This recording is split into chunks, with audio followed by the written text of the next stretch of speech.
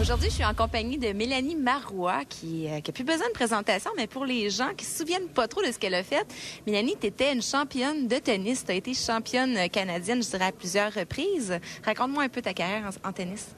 Ben, le tennis, ça a été toute ma vie. J'ai commencé à 8 ans, puis j'ai commencé à jouer professionnel à l'âge de 17 ans. Donc, j'ai pas terminé ma carrière junior. J'ai commencé tout de suite chez les professionnels. Puis ça a été ma vie pendant longtemps. Ouais, puis là, une blessure t'a arrêté. Oui, une blessure est arrivée, mais parfois, il arrive des choses, c'est pas vraiment pour le pire. Parfois, c'est pour le mieux ou seulement que c'est une autre expérience dans la vie qui arrive. Puis ma blessure à la cheville et au pied m'a permis d'expérimenter autre chose. Puis là, tu réorientes ta carrière. Ça t'a permis justement de voir autre chose. Puis là, qu'est-ce que tu fais? Raconte-moi. Bien, en fait, c'est un long processus. Ça fait quand même longtemps que j'ai commencé une deuxième carrière, si on peut dire, parce que dès que je me suis blessée, je me suis tout de suite assurée d'avoir une deuxième option si jamais mon pied et ma cheville revenaient pas à 100%.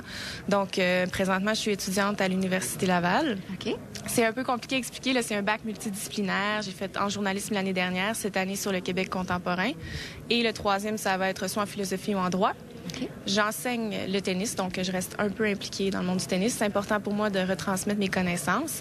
Et je suis également animatrice pour l'émission Le Sport au Québec. Donc, les communications t'intéressent beaucoup. Raconte-moi un peu ton émission qui est à RIS, je crois. Oui, c'est une émission qui couvre le sport amateur. C'est un beau mandat qui m'intéresse. C'est fou comment ça vient me chercher parce qu'on couvre la relève. Également, on couvre les régions.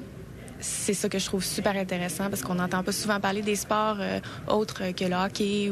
Donc ça vient me chercher, puis de rencontrer les jeunes sur les milieux de tournage, c'est toujours super plaisant. On se rejoint en tout cas à ce niveau-là.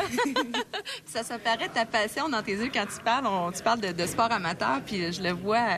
Donc, dans le fond, tu essaies de travailler encore dans le domaine du tennis, puis de promouvoir ça aussi. Bien, c'est sûr que quand ça a été toute ta vie, tu peux pas du jour au lendemain sortir de ça puis dire c'est fini, on passe à d'autres choses. Parce que mon cœur est encore là. Tu sais, j'ai pas arrêté le tennis volontairement, je me suis blessée. Ça a été pour le mieux, mais ça veut pas nécessairement dire que le sport doit quitter ma vie. Par contre, c'est bien que j'observe d'autres horizons. Puis ce que j'étudie présentement, ça comble amplement cette envie que j'ai. Mais c'est important pour moi de rester impliquée dans le monde du sport puis de redonner aussi parce que je considère que j'ai été tellement aidée. Puis c'est important pour moi de redonner.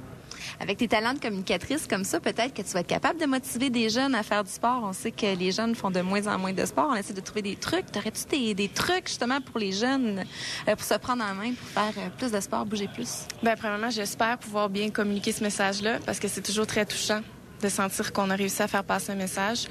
Et je pense que c'est de garder une vie équilibrée. C'est important de faire du sport, mais c'est important de faire d'autres choses aussi, puis de vouloir performer trop jeune. Je considère maintenant avec du recul que c'est pas bon, puis c'est important de garder tout ça en perspective. Puis on fait ça pour s'amuser à la base, c'est pour ça qu'on commence un sport. Bien, merci beaucoup, Mélanie. Ça me fait plaisir. On va savoir Marc-André maintenant.